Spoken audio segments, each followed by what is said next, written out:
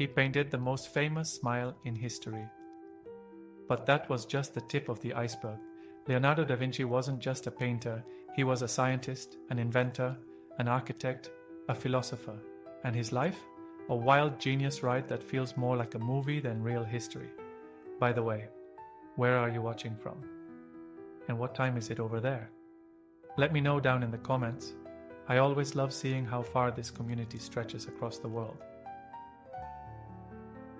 In the quiet hills of Tuscany on April 15th, 1452, a child was born in a small village called Vinci. The world didn't notice. There were no grand celebrations, no royal decrees, no noble lineage to make this birth feel significant. And yet, this boy, Leonardo, would one day change the way humanity sees everything. He was born out of wedlock. His father, Ser Piero da Vinci, was a respected notary in the nearby city. His mother, Caterina, was a poor local woman, likely a maid or a farmer's daughter. Their brief union broke no rules of love, but it placed Leonardo in a difficult position. In 15th century Italy, being illegitimate was a mark. It meant you couldn't inherit your father's estate. You couldn't attend the finest schools. You weren't quite inside society, but not entirely outside it either.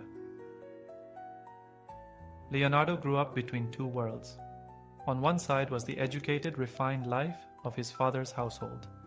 Papers, contracts, conversations about politics and property. On the other side, the earthy, grounded life of the countryside, animals, fields, the smell of wet stone after rain. And maybe it was this duality, this mix of refinement and raw nature, that shaped the way his mind worked. From an early age, Leonardo stood apart. He didn't just see the world, he observed it. A bird's wing wasn't just feathers to him, it was an engineering marvel. The way water rippled over rocks fascinated him more than most children could ever explain. He was quiet, curious, and constantly lost in thought. Not the kind of child you scold, but the kind you quietly worry about, because his head always seemed somewhere far away.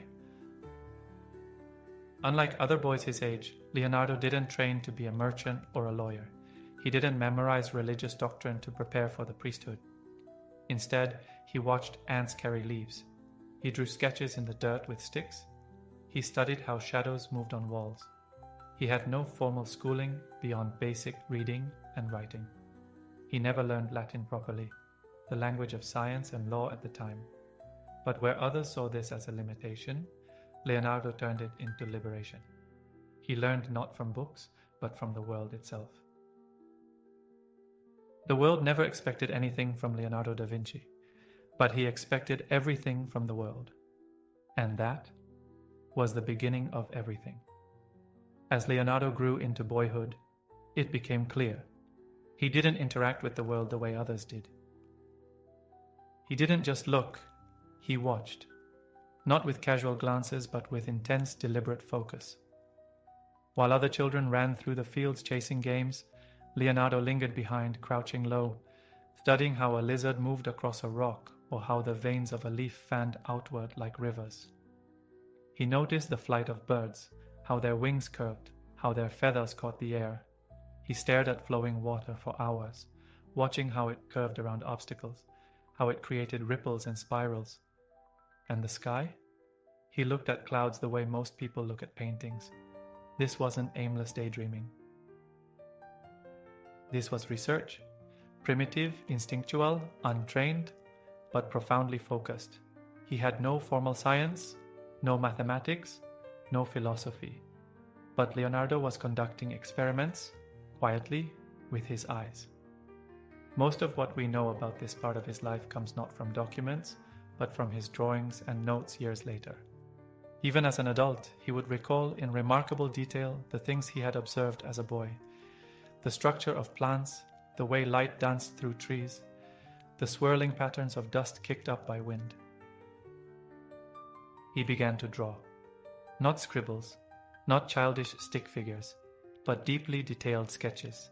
Animals, faces, plants, and strange creatures born from his imagination. Art was more than talent. For Leonardo, It was the language he used to explain the world to himself. He had no mentor yet, no guidance, but his eyes were already becoming his first teacher, and nature his first classroom. He asked endless questions. Why is the sky blue? Why do bats fly differently than birds? Why does a cat always land on its feet? Adults gave him simple answers, or none at all. But Leonardo wasn't asking for answers. He was building a library of questions. This relentless curiosity, even as a child, made him different. It also made him lonely at times. He was quiet, thoughtful, and deeply internal. Not the kind of child to speak out loud, but one who whispered thoughts to himself, sketched them into dirt, and stored them in his mind like treasures. Even then, it was obvious. Leonardo wasn't just in the world. He was already trying to understand how it worked. Long before Leonardo mastered the written word, he was already fluent in a different language, the language of images. As a child, his hand moved constantly, not to write letters or numbers, but to draw. He drew everything. Twisted tree roots, birds in mid-flight, the aging face of a man sitting in the market. He could observe something for only a moment, and then recreate it with almost unnerving accuracy. People around him took notice. Not just family, but neighbors, merchants, even his father. His sketches weren't stiff or lifeless. They had movement. He captured tension in a horse's muscles, the spark in a beggar's eye, the delicate flutter of a bird's wings. He wasn't copying life, he was translating it. His father, Ser Piero, began to keep some of these drawings, at first probably out of amusement or pride, but then, perhaps with a growing sense of realization, this boy was different. At that time, the Renaissance was blooming in Florence. Art, science, and innovation were shaping a new world, and yet, for a child born out of wedlock, access to elite education was still closed. He couldn't attend the traditional universities. Latin, the language of scholars and science, remained elusive. But Leonardo didn't seem to mind. He wasn't learning through textbooks. He was learning through trial, touch, and vision.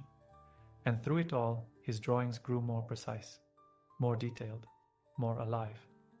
He began to draw things he hadn't even seen yet. Imaginary animals, machines, strange devices powered by gears and pulleys. Even at a young age, he was blending reality with invention. Art and engineering had already begun to merge in his mind. One story tells of young Leonardo creating a shield for a family friend, but instead of a traditional family crest, he painted a monstrous creature so terrifying, complete with fire-breathing snakes and sharp claws, that it stung the recipient. Leonardo's imagination wasn't just active, it was boundless. And yet, for all his talent, Leonardo remained quietly observant. He didn't boast, he didn't demand attention, he just kept drawing. Drawing, for Leonardo, wasn't a pastime. It was his first form of thinking. It was how he made sense of what he saw, and eventually it would become the foundation of everything he would do. By the time Leonardo was a teenager, his drawings had begun to attract more than just curious glances. They sparked genuine interest, especially from his father, Ser Piero, who recognized that his son's gift was far beyond what most young boys could ever hope to achieve. Florence during the mid-15th century was more than a city, it was a crucible of genius. Art, architecture, philosophy, and innovation thrived in the narrow stone streets. Great minds like Botticelli, Donatello, and even a young Michelangelo walked those same paths. If there was anywhere a boy like Leonardo could bloom, it was there. At age 14, Ser Piero took Leonardo's drawings to one of Florence's most respected artists, Andrea del Verrocchio. Verrocchio was no ordinary painter. He was a sculptor, goldsmith, engineer, and designer. His workshop was a hub of talent, a place where gifted apprentices could learn the crafts of painting, anatomy, mechanics, and more. Verrocchio accepted Leonardo into his studio, and just like that, the boy from Vinci stepped into a world of artistic intensity and limitless learning. As an apprentice, Leonardo didn't start with paints and brushes. First, he learned the fundamentals: grinding pigments, preparing canvases, sketching drapery, mixing gesso, and casting metal. It was laborious work, humbling. But it was in this disciplined environment that Leonardo's talent began to crystallize into something more powerful: skill. He studied alongside other apprentices, watching, mimicking, refining, but quickly it became clear Leonardo wasn't just learning, he was outshining. One day, Verrocchio began a painting, the Baptism of Christ. As was customary, he assigned parts of the painting to his apprentices. Leonardo was tasked with painting one of the angels. When the painting was complete, legend says Verrocchio was stunned. Leonardo's angel was so graceful, so detailed, and so alive that it made the rest of the painting feel flat by comparison. Verrocchio reportedly put down his brush and never painted again, whether that story is true or just poetic myth. One thing is certain, Leonardo had arrived. In Verrocchio's studio, he wasn't just a student, he was becoming a master in the making. And Florence was just the beginning. In Verrocchio's bustling workshop, surrounded by the scent of oil paint and the hum of quiet concentration, Leonardo quickly moved from apprentice to standout. Every stroke of his brush carried a level of sensitivity that seemed beyond his years. His understanding of light, form, and anatomy wasn't just technical, it was almost instinctive. He observed the way a wrist twisted when someone poured water, the tension in a calf muscle as someone climbed stairs, the quiet grief in a mother's eyes holding her child. He didn't just paint what he saw, he painted what he felt. But what truly separated Leonardo from his peers wasn't just talent. It was the way his mind worked. Most artists followed rules, proportions, perspective, formulas handed down by generations. Leonardo questioned them all. Why did shadows soften at the edges? How did a smile change depending on the viewer's angle? What made the human body harmonious? And how could that harmony be captured in motion? In the same years that he was painting, he began studying anatomy, physics, geometry, and engineering, not from books but through direct observation. He would sketch mechanical devices one day and the muscles of a horse the next. And yet, despite his growing brilliance, Leonardo wasn't seeking fame. He was introverted, thoughtful, and often hesitant to finish his work. He could spend weeks on a single hand in a painting, obsessing over each curve and contour until it felt alive. To him, the work wasn't just about pleasing patrons, it was about getting it right. But word of his abilities spread fast. Patrons began requesting his presence. Artists began whispering his name with a mixture of admiration and envy. Even Verrocchio, his master, began to defer to Leonardo's judgment in certain artistic matters. There's something poetic about it. How the student, quiet and curious, slowly began casting a shadow over the very man who taught him. But Leonardo didn't stay to bask in the limelight.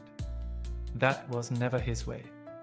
After years in Verrocchio's studio, he began taking on commissions of his own. He would step out of the workshop and into the world. The boy from Vinci was now a name in Florence. And soon he would become something much bigger, a mind too vast for one city to contain. Florence in the late 15th century was more than a city, it was a living masterpiece. Every street corner held a sculpture, every chapel a fresco, every square a gathering of minds. And in the middle of it all, Leonardo da Vinci walked quietly, observing everything. By his early 20s, Leonardo had left Verrocchio's studio and begun life as an independent artist. He was now a recognized talent, though not yet the towering legend we know today.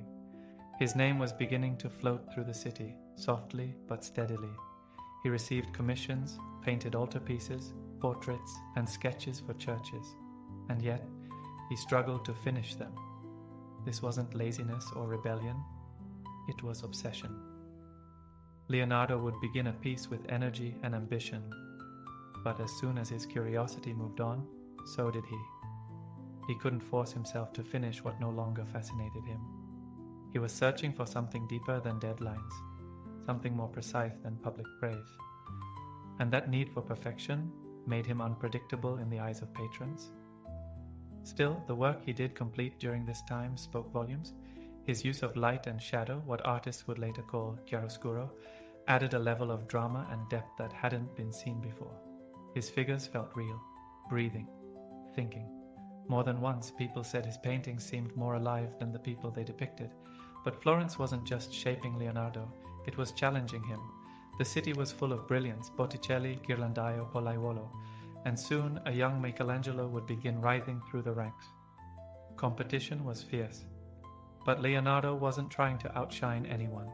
He wasn't interested in rivalry. He was interested in truth. And truth to Leonardo could not be found in studios alone. So he wandered to the Arno River, where he studied the movement of water, to the hills outside the city, where he sketched landscapes with almost meditative focus, to the markets, where he watched faces, expressions, gestures, all the subtle things that make us human. He was an artist, a scientist, a philosopher, but above all, he was a student of the world. And as Florence watched him rise, Leonardo was already looking towards something beyond paint and canvas. He was beginning to dream in inventions, and what came next would take him far from home. By the late 1470s, Leonardo had gained a solid reputation in Florence, but something in him felt unsettled. He had talent, he had recognition, he had work, but Florence, for all its beauty, had become too familiar, too political, too tied to tradition. Leonardo's mind needed more space, more freedom. He wasn't content to paint what others told him. He wanted to build, to explore, to invent. So in his early 30s, Leonardo made a bold decision. He left Florence and traveled north to Milan, a city ruled by the ambitious and flamboyant Duke Ludovico Sforza. But Leonardo didn't arrive in Milan as a painter. He came with something else entirely. He brought the Duke a letter, an application of sorts, where he barely mentioned his painting skills at all. Instead, he described himself as a military engineer. He promised to design bridges, cannons, armored vehicles, water systems, and siege engines. He laid out how he could help fortify cities, divert rivers, and even sculpt grand monuments to the Duke's glory. Only at the end of the letter, almost as a footnote, did he mention that he could also paint. This wasn't false humility, it was strategy. Leonardo understood Milan, a city of power and politics, a city that valued machines over masterpieces. If he wanted a place at the Duke's court, he had to speak the language of utility. And it worked. The Duke accepted him. Leonardo was now more than an artist. He was an official court thinker. He was given freedom, tools, and a new playground for his mind. Here, in Milan, he would design weapons of war, though it's unclear if he ever intended them to be used. Many scholars believe his war machines were too complex, too idealistic. Some think he proposed them as a way to gain favor, while quietly hoping they'd never leave the page. But Leonardo's arrival in Milan marked a turning point. He wasn't just painting faces anymore. He was sketching gears, pulleys, flying devices, and fortified cities. His notebooks, once full of gentle studies of nature, were now bursting with mechanical dreams. Florence had made him an artist. But Milan would push him to become something even greater. Not just a painter of the world, but a reinventor of it. Milan, under the rule of Ludovico Sforza, was a city of ambition. It was powerful, strategic, and always preparing for war. Leonardo da Vinci, now in his 30s, had positioned himself not as an artist, but as a military engineer, a builder of machines, a solver of problems. And he took that role seriously. In his notebooks, Leonardo sketched out plans for inventions unlike anything Europe had seen. Giant crossbows large enough to bring down city walls, armored vehicles that could roll into battle, spitting fire from rotating cannons, bridges that could be built and dismantled in minutes for quick-moving troops, spiked chariot, diving suits, multi-barreled guns, water pumps, cranes, and fortifications. Some of his designs were practical, others impossibly complex. But that wasn't the point. Leonardo wasn't just building tools for war, he was building the future. Many of his machines would never be constructed in his lifetime. Some weren't even physically possible with the materials of the 15th century, but the ideas, they were breathtaking, centuries ahead of their time. Still, behind the designs was a curious contradiction. Leonardo hated violence. He wrote about the horrors of war, the cruelty of man, and the destruction it left behind. His notes speak of peace, of harmony, of nature's balance. So why design weapons? Some believe he did it to survive, to secure patronage in a world obsessed with power. Others think he used the opportunity to explore physics, force and motion under the guise of engineering. Perhaps he believed that understanding destruction was necessary to preserve life. And yet, even while sketching war machines by day, Leonardo's notebooks remained filled with human anatomy, botanical studies, and geometric puzzles. His mind was never in just one place. While working in the Duke's court, he was also producing plays, organizing festivals, designing costumes, and advising on architecture. He was everywhere, yet always chasing something deeper. Milan gave Leonardo the space to explore all his curiosities. But it also began a slow transformation. He was no longer just observing the world. He was trying to control it, to rebuild it, mechanically, beautifully, logically. Leonardo wasn't a soldier, he wasn't a politician. He was something far rarer, a man who could turn imagination into blueprint. And in a time of swords and power, that made him dangerous, brilliant, and unforgettable. While many at court saw Leonardo da Vinci as a painter or engineer, those titles barely scratched the surface of what was unfolding inside his mind. Beneath the silk robes and courtly duties, Leonardo was quietly building something far more powerful than any war machine, an entire internal universe, and the evidence of that universe lives in his notebooks. Page after page, filled with tiny mirrored handwriting and delicate sketches, drawings of birds mid-flight, rotating gears, human organs, cathedrals, and whirlpools. There were no rules, no boundaries. To open one of Leonardo's notebooks is to step into a brain that never stopped asking, what if? He didn't just draw what he saw, he reimagined what was possible. One page might show a flying machine inspired by the wings of a bat, complete with levers, pulleys, and counterweights. Another might show a robot knight that could move its limbs. He designed a primitive helicopter, a scuba diving suit, even an early version of a car powered by wound-up springs. These ideas weren't copied. They weren't borrowed. They were original, and that's what made Leonardo different. Where most people saw the world as it was, Leonardo saw the world as it could be. His inventions weren't always practical, but they weren't supposed to be.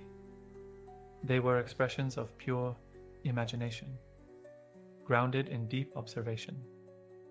And while many of his devices were never built in his lifetime, modern engineers who've reconstructed them say one thing consistently: they work. But here's the twist. Leonardo never published these notebooks. He didn't seek credit. He didn't push his inventions into the hands of kings or merchants. Instead, he hoarded his thoughts like treasure, locking them inside pages only he could read. Why? Some say he feared his ideas would be misused, especially the machines of war. Others believe he was simply a perfectionist, unwilling to share something he hadn't fully understood himself. But maybe he just didn't care about legacy. He wasn't building for applause. He was building because he had to. These notebooks, over 7,000 pages in total, would remain scattered, hidden, and forgotten for centuries. But inside them, he had already mapped out a future the world wasn't ready for. Leonardo da Vinci didn't just invent machines, he invented possibility. In the heart of Milan, tucked inside the quiet refectory of the convent of Santa Maria delle Grazie, Leonardo da Vinci began what would become one of the most iconic and studied paintings in all of human history, The Last Supper. Commissioned by Duke Ludovico Sforza, the mural was to be the centerpiece of the dining hall, where Dominican monks took their meals. But for Leonardo, this was not just a religious scene. It was a psychological puzzle, a moment of raw human emotion, captured at its most fragile point. The scene is taken from the Gospel of John. the exact moment when Jesus reveals to his 12 disciples that one of them will betray him. Most painters before had shown the moment with calm figures, gently arranged around a table. But Leonardo did something different. He gave each apostle a unique reaction: shock, confusion, grief, guilt. You can almost hear the murmurs, the clatter of dishes, the weight of that one sentence sinking into the room. Jesus, calm and centered, forms the still point of the composition, his figure creating a triangle, the classic symbol of balance and divinity. Meanwhile, the disciples erupt around him in waves of movement, hands gesturing, faces twisted with disbelief. And then there's Judas, not separated or hidden as other painters had done. Leonardo placed him in the same row as the others, but partially shadowed, recoiling, his hand inches from a small bag of silver. Everything in the painting is intentional, down to the salt spilled near Judas's elbow, a subtle symbol of bad luck and betrayal. But Leonardo, ever the experimenter, took a risky path. Instead of using traditional fresco technique, which required fast work on wet plaster, he used a dry surface, hoping to achieve more detail and depth. It worked at first, but over time, the paint began to flake and decay. Humidity, pollution, and war nearly destroyed it. What we see today is a heavily restored fragment of what once was. And yet, even in its damaged state, the Last Supper still stuns. It isn't just a painting.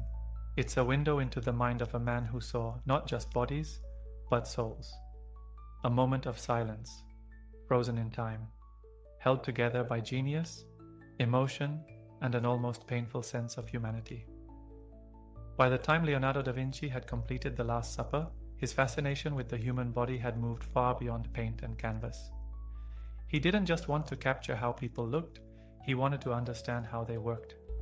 He wanted to know what moved a hand, what made a smile, what secrets were hidden beneath the skin. So he began dissecting. It was illegal, it was dangerous, and it was deeply frowned upon by both church and society. But Leonardo did it anyway, quietly, obsessively, often working late into the night in candlelit morgues and hospitals. He dissected not just one or two bodies, but dozens: old men, young women, children, even animals. Each dissection was an act of discovery.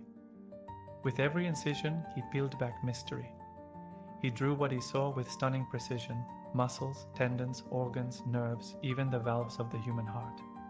One of his sketches shows the heart with such detail, it wouldn't be fully confirmed by medical science for hundreds of years. Another notebook shows a fetus curled in a womb. Drawn with such care and tenderness, it's hard to believe it came from a man working in total secrecy. He didn't just draw anatomy, he explained it. He noted how the spine curved, how the lungs expanded, how the blood flowed. He was centuries ahead of his time, proposing ideas about circulation and physiology that wouldn't be taught in schools until the 20th century. And still, no one knew. Because Leonardo never published his anatomical work. It stayed hidden in notebooks, scrawled in mirror writing, shared with almost no one. Why? Maybe he feared backlash from the church? Maybe he felt it was incomplete. Or maybe, just maybe, he was so consumed with understanding that exploration was the reward, not recognition. To Leonardo, the human body wasn't just a machine, it was a universe, a structure of divine design, where art and science met beneath the skin, where muscle met spirit and every tendon held a secret worth uncovering. He painted the body in beauty, but he studied it in truth, and in doing so he became not just the world's greatest artist, but one of its first great anatomists. To understand Leonardo da Vinci, one must enter his notebooks. Thousands of pages filled with sketches, diagrams, and thoughts that spilled from his mind faster than he could control them. But there's something curious, almost magical, about how he wrote them. He wrote backwards, every line, every word, every letter, reversed, like it had been reflected in a mirror. At first glance, it seems like a code, a secret script hiding forbidden knowledge, but the truth may be simpler. and more fascinating. Leonardo was left-handed, and writing left to right with ink often caused smudges. So he flipped the direction. It wasn't encrypted, it was practical. Yet the effect was the same. His thoughts became unreadable to most. His journals weren't meant for the world. They were meant for him. And what a world they contained. One page might hold an elegant drawing of a flower's symmetry. The next, a breakdown of human facial muscles, followed by a list of water flow experiments. Then suddenly, notes on the flight patterns of birds. There was no order, no chapters, just stream of consciousness brilliance. He jumped from mathematics to philosophy, from engineering to poetry. He would write questions to himself in the margins. Why is the sky blue? What causes yawning? Where does the soul reside in the body? He asked, and he sketched. Not because anyone demanded it, but because he had to know. His notebooks weren't just records. They were mirrors of the mind, reflecting the vast, tangled, beautiful chaos of his thoughts. He recorded observations from nature, how light bends through water, how a cat lands on its feet, how clouds gather before a storm. He wrote lists of things he wanted to learn: dissect a lion, study the moon's reflection on water, measure the jaw of a crocodile. It wasn't ambition, it was hunger, pure, endless curiosity. And yet, for all their genius, these notebooks remained private. Leonardo didn't publish them. He didn't seek applause. They sat in drawers and leather cases, scattered and forgotten after his death. Centuries later, they'd be rediscovered, stunning the world. Because in those mirrored pages was proof that one man, 500 years ago, could think like the future. He wasn't writing for fame, he was writing to understand the universe and himself. If there was one mystery Leonardo da Vinci could never let go of, it was flight. To him, it wasn't just a question of mechanics. It was a symbol of ultimate freedom. He watched birds for hours, sometimes days, hawks gliding, swallows darting through air. He even bought birds at the market just to release them, observing how they launched themselves back into the sky. What made them fly? What secret did nature give them? That man had not yet discovered. In his notebooks, Leonardo returned to this question again and again. He sketched hundreds of flying machines, winged contraptions with pedals and pulleys, flapping devices inspired by bats and birds, a parachute with a pointed canopy, even an early concept of what we now call a helicopter, a spiral screw of linen meant to twist upward into the air. Some of these ideas were elegant, others were impractical, but all of them had one thing in common. They came from observation. Leonardo studied how air flowed over wings, how birds shifted weight, how feathers moved with the wind. He believed flight wasn't magic, it was physics. Understandable, replicable, achievable. And yet, in his lifetime, none of his machines ever flew. Why? Partly the materials of the time couldn't support the weight or precision needed. But there was something else. Leonardo was a perfectionist. He often stopped building because the design in his mind was better than the one his hands could produce. Still, he didn't give up the dream. Even when distracted by commissions, court life, or anatomical studies, he always returned to flight. And perhaps, deep down, he understood that the attempt mattered more than the result. To seek what others thought impossible, to dream beyond the constraints of his age, to believe, truly believe, that man could soar. Centuries later, many of Leonardo's flying concepts would inspire real engineers. His parachute was successfully tested in modern times. His wing studies influenced the field of aerodynamics. His vision lived on. He never left the ground. But he gave the world wings, and in doing so, Leonardo da Vinci proved something timeless. That imagination, rooted in observation, can outfly even the heaviest of limitations. Around the year 1503, back in Florence after years in Milan, Leonardo da Vinci began a portrait that would become the most famous painting in the world. It was small, simple at first glance. Just a woman, seated calmly, hands folded, her gaze meeting yours.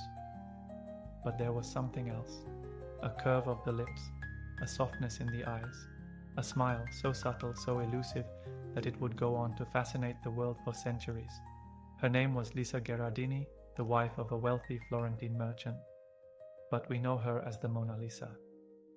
Leonardo approached this portrait differently. He didn't just want to capture her appearance, he wanted to capture her essence. He worked slowly, layering thin glazes of oil paint to build depth and texture.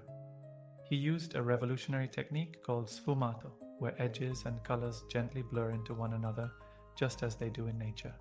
There are no harsh lines, no outlines, only transitions, like a dream softly unfolding. And then there's the background, a surreal misty landscape with winding rivers, distant mountains, and a sky that seems to exist outside of time. But the heart of the painting is her face. Her smile is both present and absent, warm and distant. It seems to change as you move, almost alive. Some say she's smiling at a secret. Others think she's smiling at you. Leonardo never delivered the painting to its commissioner. He carried it with him for the rest of his life, tweaking, adjusting, studying. He worked on it for years, far longer than any standard portrait required. Why? Maybe it became something more than a commission. Maybe it became a mirror, not of Lisa, but of Leonardo himself, a reflection of his obsession with light, shadow, emotion, and mystery. It's not just the most famous painting in the world because of what it shows. It's famous because of what it doesn't explain.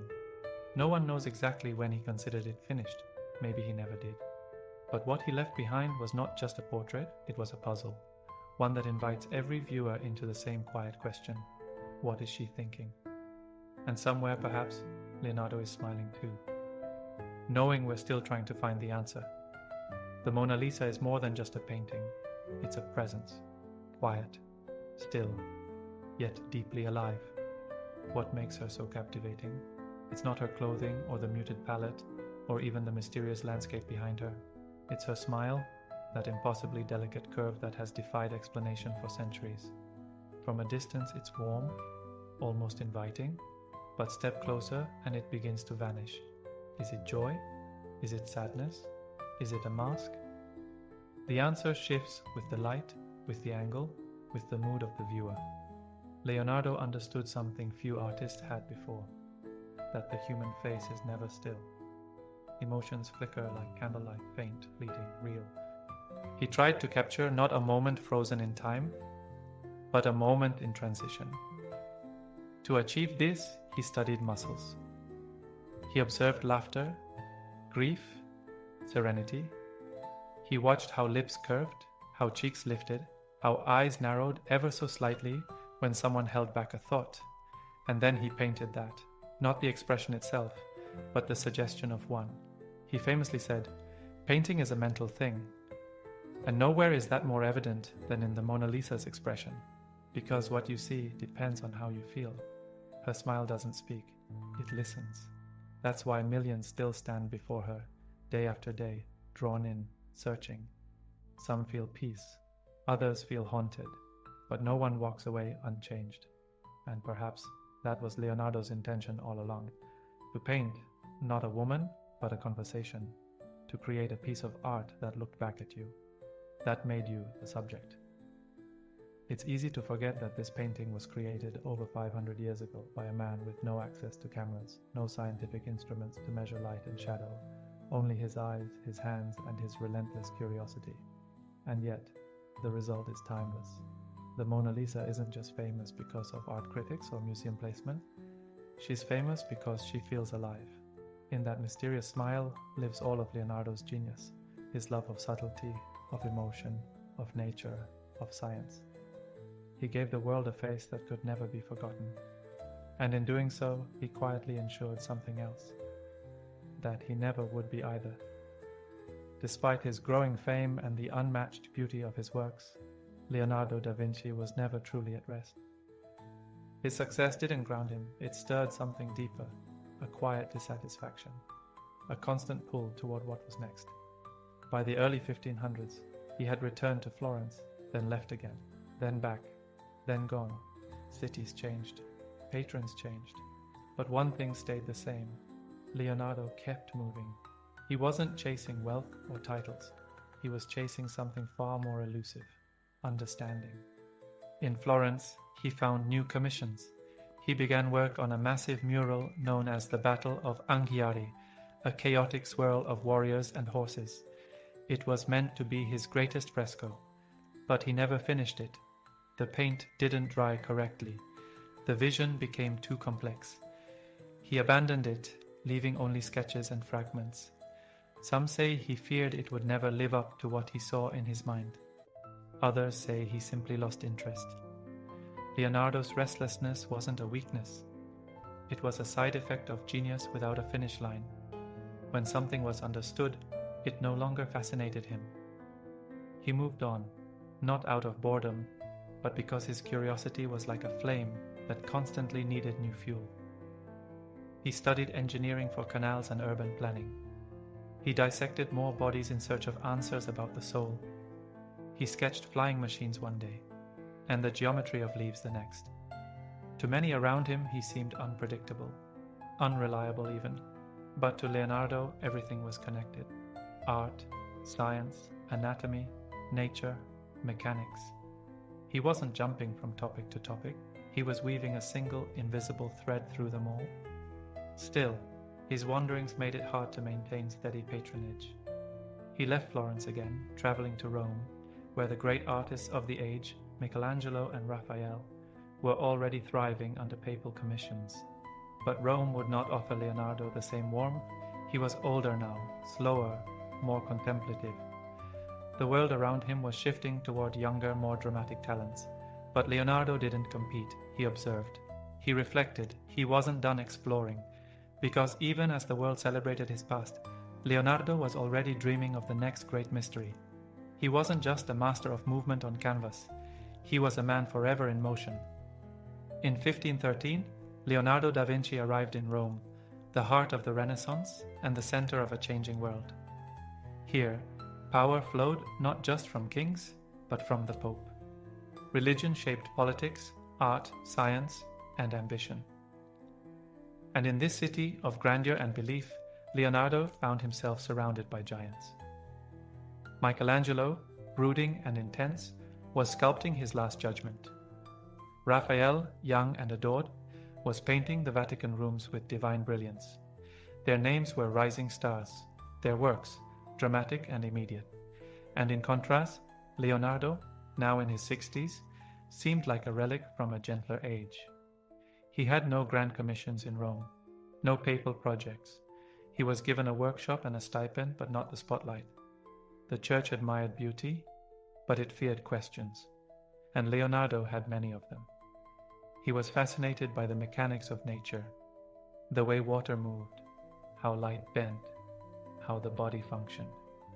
But the church still viewed certain studies, like human dissection or theories about the Earth's age, with suspicion. So he worked quietly. He continued his studies of anatomy. He designed irrigation systems, sketched ideas for cathedrals and machines. But increasingly, he felt isolated, not out of place but out of time. Rome was beginning to embrace boldness, muscles, drama, power, Leonardo's subtlety, his patience, his endless curiosity. It didn't fit the era's appetite for spectacle. And perhaps something deeper troubled him. He had always believed that truth could be found in observation, that nature, not dogma, revealed the secrets of existence. But in Rome, those ideas could only be whispered. He didn't reject religion, but he didn't blindly follow it either. He believed in cause and effect, in the language of the universe, written in structure and pattern, not just scripture. It's no surprise then that he began to withdraw. While Michelangelo clashed with patrons and Raphael charmed the elite, Leonardo faded into the background, content to draw, study, and think. His rivals were celebrated in cathedrals. He was chasing the pulse of the world itself. Leonardo didn't need to win the approval of popes, because he had already built a cathedral of his own, one made of thought, wonder, and impossible questions. And unlike stone, that kind of cathedral could never crumble. As the years passed, Leonardo da Vinci grew quieter. Not in mind, his thoughts were as vibrant as ever, but in presence. He no longer sought crowds or applause. He preferred long walks, still mornings, and the company of just a few trusted souls.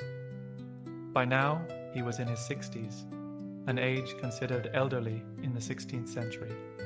His hair had turned white, his hands, once so steady, had begun to tremble. But his eyes still watched the world with the same hunger they had held as a boy in Vinci. He lived a private life, and a mysterious one. Leonardo never married. He had no known children. His relationships were quiet, complex, and often left out of the history books. He kept a small circle, most notably Francesco Melzi, a young nobleman who became his assistant, companion, and closest friend. Melzi wasn't just a helper, he was Leonardo's shadow, organizing his papers, preserving his drawings, absorbing his ideas. It was to Melzi that Leonardo entrusted his manuscripts, his secrets, his life's work. Another frequent companion was Salai, a former pupil with a reputation for mischief. Their relationship was long, sometimes turbulent, and deeply debated by historians. But whatever the truth, it was clear. Leonardo did not live entirely alone. He chose his solitude carefully, but he was never fully isolated. Still, people wondered about him. There were whispers about his sexuality, his secrecy, his refusal to conform. He dressed simply, yet elegantly. He was kind, yet distant. He avoided gossip, politics, and fame. He lived not to impress, but to understand. And while others aged into comfort or status, Leonardo aged into introspection. His notebooks by this point were overflowing, filled with anatomy, astronomy, machines, reflections on nature, even riddles and jokes. He left behind drawings of water eddies beside philosophical notes about the soul. His curiosity had no borders. What's most astonishing is this. Even in his final years, he was still learning, still experimenting, still sketching. The man who had once captured the smile of a Florentine woman was now looking inward, searching for truths not just about the body, but about existence itself. Leonardo da Vinci's life may have seemed quiet in these final chapters, but inside his mind, the storm never stopped. By 1516, Leonardo da Vinci's time in Italy was drawing to a quiet close. He was older now. His fame was undeniable, but his body had begun to betray him. His right hand, likely paralyzed from a stroke, could no longer paint with the grace it once had. The man who once captured the finest details of smiles and shadows now struggled to hold a brush. And yet, the world still wanted him. That same year, a powerful admirer extended an invitation that would shape Leonardo's final years. King Francis I of France. Young, intellectual, and endlessly curious, Francis saw in Leonardo not just an artist, but a treasure, a living embodiment of Renaissance brilliance. He offered him a generous pension, a beautiful home near the royal chateau in Amboise, and complete freedom to pursue his work, free from deadlines or expectations. Leonardo accepted. He crossed the Alps on a mule, accompanied by his trusted assistants, Melzi and likely Salai too, carrying with him his notebooks, his sketches, and a few unfinished paintings, including the Mona Lisa. He settled into Clos-Lucé, a charming manor just steps away from the king's residence. The two men would meet often, walking the gardens, talking about art, science, architecture, and philosophy. Francis called Leonardo the greatest man who ever lived. It wasn't a palace Leonardo needed, it was peace. And in France, he finally found it. He continued sketching designs for architecture, hydraulic systems, even grand palaces that blended geometry and nature. Though his health declined, his mind remained sharp, always returning to the same questions: movement, form, balance, the divine laws behind all things. There were no grand commissions now, no more court politics, just time to reflect, time to teach, time to breathe.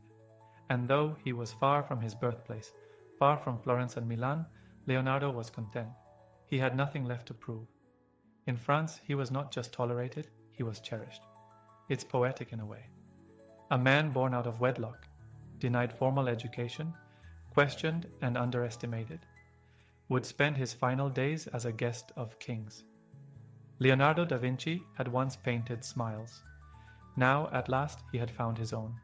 In the final years of his life, nestled within the peaceful walls of Clos Lucé, Leonardo da Vinci continued to do what he had always done: observe, question, and wonder. Though his right hand had weakened, his left still guided the pen. Slowly, carefully, he continued to fill the margins of his notebooks. They came less frequently now and with more restraint, but they were no less profound. He wrote about water, its power to carve mountains, its dance with light, its symbolism as the lifeblood of all things. He wrote about geometry, exploring spirals, fractals, and the golden ratio hidden in seashells and flowers. He reflected on death too, not with fear, but with curiosity. One note reads, "Just as a well-spent day brings happy sleep, so a well-employed life brings a happy death." It wasn't poetry, it was peace. Leonardo had lived his life in service of knowledge, not for glory, not for wealth, but for the joy of understanding. He still sketched, slowly, methodically, his ideas for architectural marvels, city plans, machines of movement and motion, all carefully mapped out, as if he knew the world might someday catch up to his mind. But now, more than ever, Leonardo turned to teaching. He passed on his thoughts to Francesco Melzi, his faithful student and companion, making sure the notebooks would survive. He knew his time was limited. He felt it. And yet, there was no panic, no unfinished race. He had spent decades chasing answers, only to realize the real beauty was in the pursuit itself. Each final page of his notebooks feels like a whisper, a final breath from a mind that never stopped reaching. Even in silence, Leonardo was still listening to the universe, to the way wind shaped trees, to how light touched stone, to how thought could live on in ink and image. There were no crowds now, no commissions, no applause, just a quiet room, filled with drawings, questions, and sunlight drifting across ancient paper. And as he wrote his last lines, Leonardo wasn't focused on legacy. He was still doing what he had done since childhood. He was paying attention. The year was 1519. Leonardo da Vinci, now 67 years old, was nearing the end of his long, extraordinary life. His body, once strong and tireless, had grown fragile. His right side remained weakened by a stroke. His energy came in short waves, and even simple movements had become slow and deliberate. But his mind remained awake. In the calm of Clos Lucé, with the French countryside blooming outside his window, Leonardo spent his final days in reflection. He was surrounded not by grand crowds or students clamoring for lessons, but by a few loyal companions. Chief among them was Francesco Melzi, now more than just a pupil. He was Leonardo's confidant, his scribe, his final connection to the world. Leonardo knew the end was close. He began to prepare.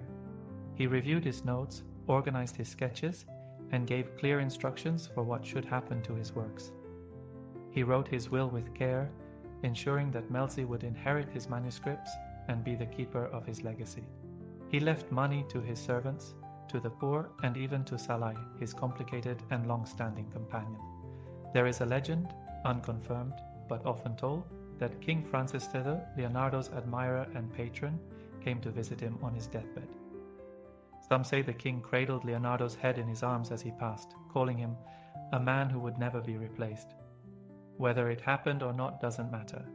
What matters is this: Leonardo da Vinci died on May 2nd, 1519, in a small room far from his birthplace. He had no children, no heirs.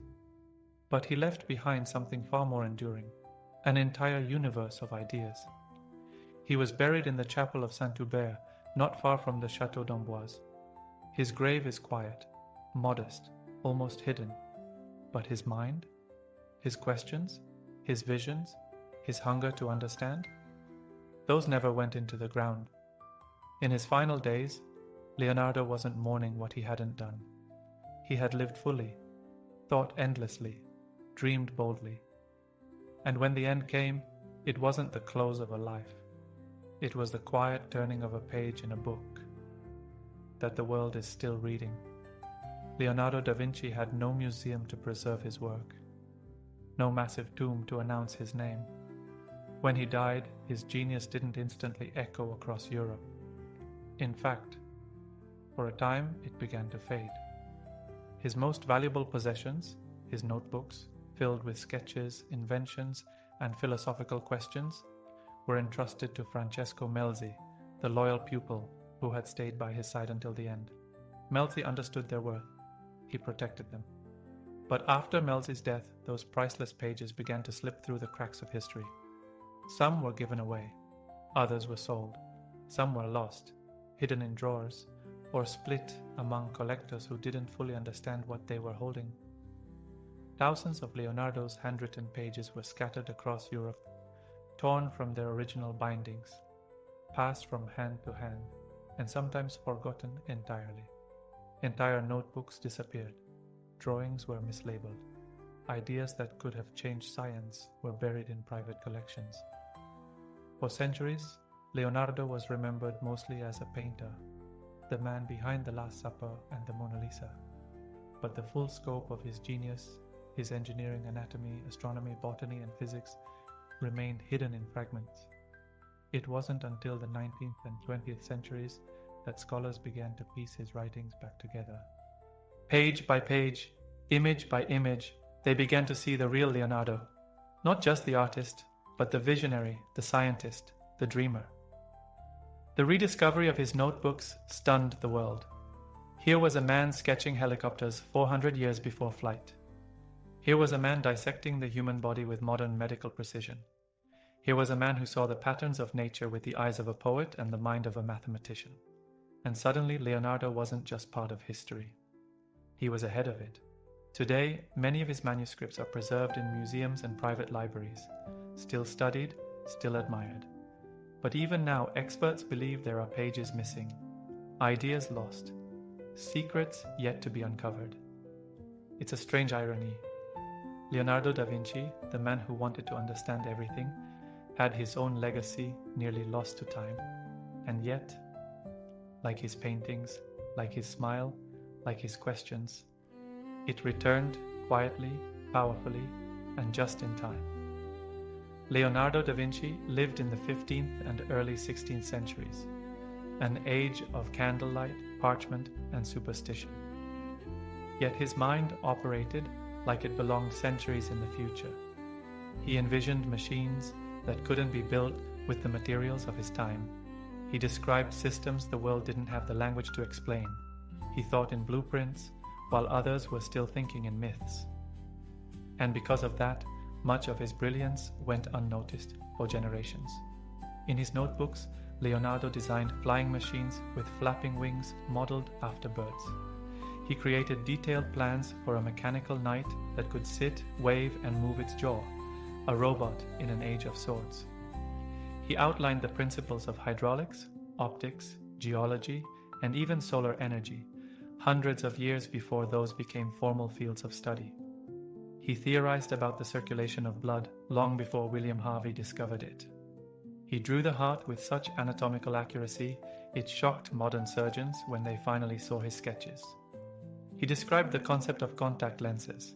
He wrote about the reflection of light, using words that today sound eerily like modern physics. But perhaps most astonishing of all, he never published these ideas. He never presented them at universities or courted scholars with them. Why? Maybe because the world wasn't ready, or maybe, deep down, he knew it. Leonardo wasn't interested in showing off what he knew. He was interested in the knowing itself. And so, many of his greatest ideas slept inside forgotten notebooks for centuries, like seeds waiting for the right soil. It wasn't until the modern era that we truly understood how far ahead he had been. Today, scientists and engineers revisit his designs not just with admiration, but with awe. His flying machines have been built. His anatomical insights have been confirmed. His mechanical inventions are studied as early glimpses of automation. And yet, there's a quiet tragedy in it too. Because Leonardo da Vinci dreamed of things the world couldn't yet build. He lived in a time that couldn't quite see what he saw. He wasn't just a man ahead of his generation, he was a man out of time. And maybe that's what made him timeless. Most people are either artists or scientists. They lean toward imagination or logic, beauty or structure. But Leonardo da Vinci lived in a rare space between the two, a place where art met science and neither was ever enough on its own. To Leonardo, a painting wasn't simply an image. It was an equation of light and perspective, anatomy and emotion. And science? Science wasn't cold or sterile, it was alive. It pulsed with the same beauty he saw in flowing hair or drifting clouds. When he studied the human body, he wasn't trying to prove a theory, he was trying to understand how nature drew. He dissected muscles to learn how arms moved in dance. He studied the curve of lips so he could paint a more believable smile. In his mind, the rules of geometry lived in the petals of flowers. The golden ratio, which governs so many of his compositions, also shaped pine cones and spiral galaxies. To Leonardo, the universe wasn't divided into disciplines, it was a masterpiece, and he was simply trying to copy it as faithfully as possible.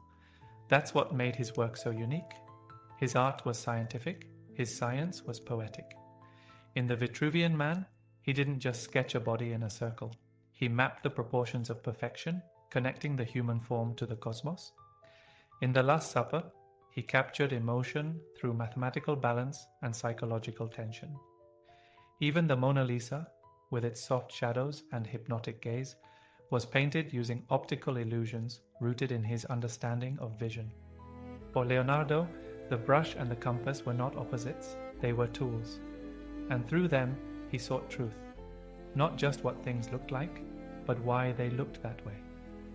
Today, we build walls between disciplines: art, science, engineering, philosophy. But Leonardo, he lived without those walls. He proved that the more you understand something, the more beautifully you can express it.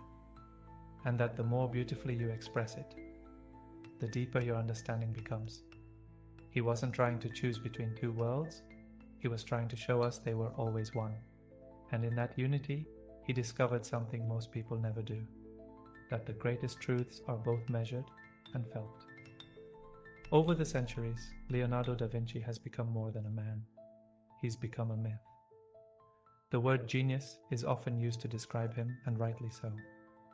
But in doing so, we sometimes forget that behind the endless inventions, the masterpieces, and the mirrored handwriting, was a human being. Leonardo was not a flawless figure from a storybook. He was deeply complex, a man full of contradictions. He was endlessly curious, yet often left things unfinished. He could design machines of war, but speak passionately against violence. He was adored by royalty and nobles, yet preferred the company of nature and silence. He was meticulous, brilliant, but also scattered, his notebooks jumping from heart valves to helicopter blades without warning. He could be warm and witty. He could also be private, withdrawn, even melancholic. Despite being surrounded by courts, commissions, and admirers, Leonardo's life was marked by a certain loneliness. Not the loneliness of isolation, but the kind that comes from seeing the world differently and having no one who sees it quite like you do. He struggled with deadlines, he lost commissions, he disappointed patrons. He sometimes doubted himself, he didn't finish most of what he started. And yet, the things he did complete changed the course of human history. Leonardo da Vinci reminds us that greatness is messy, that brilliance doesn't always arrive in straight lines or tidy boxes. It drips out in sketches. It flickers between ideas. It wrestles with insecurity. The modern world celebrates output. Leonardo valued observation. Today, we praise multitasking. He mastered deep focus, spending hours watching birds or tracking the ripple of water in a stream. In a world that asked for answers, Leonardo never stopped asking questions. And maybe that's the truth behind the myth. He wasn't trying to be remembered. He was trying to understand. And because he followed that path with honesty, curiosity, and patience, he ended up becoming someone the world would never forget. He wasn't a saint. He wasn't a god. He was something far more inspiring, a flawed, fascinating human being who never stopped trying to see the world more clearly. More than 500 years have passed since Leonardo da Vinci took his final breath, and yet his influence feels anything but distant. His paintings still draw millions, his notebooks are still being studied, his questions still challenge us. And his legacy? It stretches across every corner of modern thought: art, science, engineering, medicine, philosophy, even space exploration. Few figures in history have left behind a legacy so universal, so lasting that they feel alive in every era. And yet, Leonardo never built an empire. He led no armies. He didn't publish great volumes of theory or hold a powerful title. What he left behind was not wealth, but wonder. He showed us that it's possible to live a life not driven by fame or productivity, but by curiosity. He didn't rush. He studied. He didn't pretend to have all the answers. He kept asking better questions. He didn't see the world in parts. He saw it as a vast, beautiful puzzle, one worth exploring with patience, awe, and humility. Even today, innovators look to Leonardo as the gold standard of creativity. Engineers study his machines. Doctors admire his anatomy. Artists chase his light and shadow. Designers quote his philosophy. Filmmakers, architects, teachers, all draw from the well he left behind. Why? Because Leonardo reminds us that the boundaries between disciplines are artificial, that art and science are not enemies, but partners in understanding truth, that the human spirit is capable of seeing connections where others see chaos. And perhaps most importantly, he reminds us that thinking slowly is not a weakness. In a world that races toward more content, more answers, more speed, Leonardo teaches us the power of stillness, of looking deeply, of asking not just what, but why. He lived long before electricity, airplanes, or the internet, but somehow he imagined all of them. He didn't just study the world, he expanded it. And in doing so, he left behind more than art or invention. He left behind permission for all of us to be curious, to wonder, to observe, and to dream boldly. Even if no one else understands it, that's not just a legacy, that's inspiration without an expiration date. Leonardo da Vinci lived a life that defied definition. He was not just one thing, he was many. An artist, a scientist, an inventor, a philosopher, a dreamer. But more than anything else, Leonardo was a seeker. He sought the truth behind a smile, the motion behind a bird's wing, the pattern behind a leaf, the soul behind the human form. He didn't chase greatness, he chased understanding, and in doing so he created greatness without ever needing to name it. His life was not without struggle. He faced rejection, frustration, unfinished projects, and a world that often couldn't keep up with his vision. But he remained faithful to one thing, always curiosity. It guided him from the hills of Vinci to the courts of kings.